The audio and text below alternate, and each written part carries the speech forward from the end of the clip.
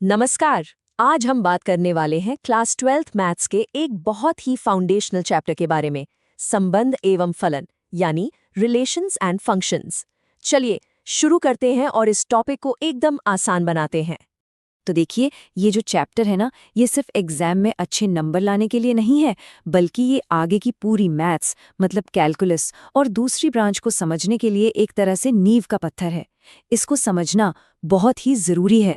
तो सबसे बड़ा सवाल और अक्सर कंफ्यूजन भी यही होता है कि आखिर मैथ्स की दुनिया में ये संबंध और फलन में असली फर्क क्या है। बस इसी एक सवाल का जवाब आज हम लोग मिलकर ढूंढेंगे।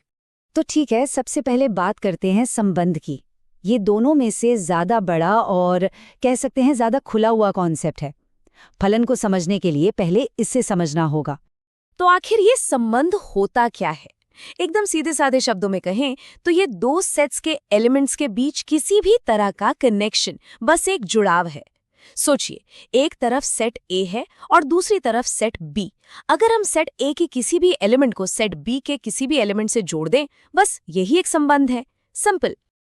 अब देखिए, इन संबंधों के भी कुछ खास टाइप्स होते हैं, जैसे कि प्रतिवर्ती यानी रिफ्लेक्सिव, जिसमें हर एलिमेंट खुद से ही जुड़ा हो। फिर आता है सममित मतलब सिमेट्रिक, अगर ए बी से जुड़ा है तो बी भी ए से जुड़ेगा।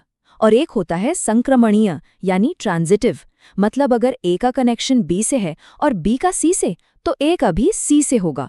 ये बस कनेक्शन के अलग अलग नियम हैं। अच्छा, तो संबंध को तो हमने समझ लिया। अब आते हैं फलन पर। असल में फलन एक बहुत ही खास, एक ज्यादा डिसिप्लिन्ड, एक अनुशासित किस्म का संबंध है, और इसका एक बहुत ही जरूरी नियम है जो इसे सबसे अलग बनाता है।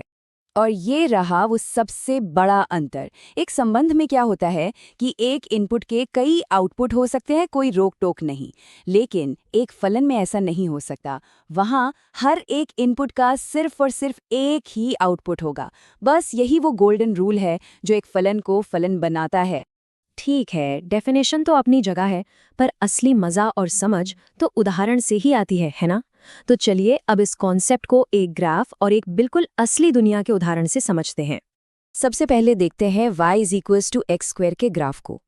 ये मैथ्स में फलन का एक क्लासिक मतलब एकदम परफेक्ट उदाहरण है। देखने में तो ये एक सिंपल सा यू शेप का पैराबोला है, लेकिन ये हमें फलन के बारे में बहुत कुछ बताता है। तो इसका मतलब क्या हुआ? मतलब ये कि x की कोई भी वैल्यू ले लीजिए, वो आपका इनपुट है, तो उसके लिए y की सिर्फ एक ही वैल्यू मिलेगी। जैसे मान लीजिए x की जगह 2 रखा, तो y क्या होगा? 2 का स्क्वायर यानी 4, हमेशा 4 ही होगा।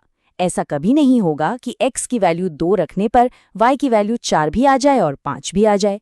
नहीं, एक इनपुट एक आउटपुट, यही तो है फलन की पहचान। अब एक ऐसा उदाहरण लेते हैं जिसे हम सब जानते हैं और शायद इस्तेमाल भी किया होगा, एक वेंडिंग मशीन। यकीन मानिए, फलन के इस इनपुट आउटपुट वाले नियम को समझने के लिए इससे बेहतर उदाहरण हो ही नहीं सकता। जरा सोचिए कि वेंडिंग मशीन काम कैसे करती है। सबसे पहले पैसे डाले जाते हैं। ये क्या हुआ? ये हुआ हमारा इनपुट। फिर एक बटन दबाते हैं, मान लीजिए A7, जिस पर चिप्स का पैकेट बना है। ये है हमारा सिलेक्शन। और फिर मशीन क्या करती है? वो हमें चिप्स का एक पैकेट देती है। ये है हमारा यूनिक आउटपुट। अब सोचिए, क्या कभी ऐसा हुआ है कि A7 बटन दबाने पर मशीन ने चिप्स भी दे दिए और एक चॉकलेट भी? नहीं ना। एक बटन, एक आइटम, बिल्कुल फलन की तरह। एक इनपुट, एक यूनिक आउटपुट।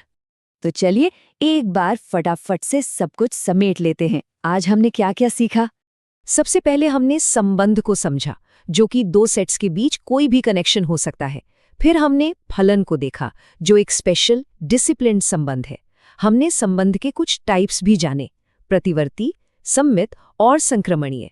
और सबसे जरूरी बात, वो गोल्डन रूल जो फलन को फलन बनाता है, 1 इनपुट 1 आउटपुट। बस इसे याद रखना है। और अब जाते जाते एक छोटा सा सवाल। जरा सोचिए, हमारे फोन में ऐसी कौन सी ऐप है जो एक फलन की तरह काम करती है? मतलब जब उस पर कुछ टैप किया जाता है, जो कि हमारा इनपुट है, तो क्या हमेशा एक ही फिक्स रिजल्ट यानी आउटपुट मिलता है? इस पर सोचिएगा जरूर।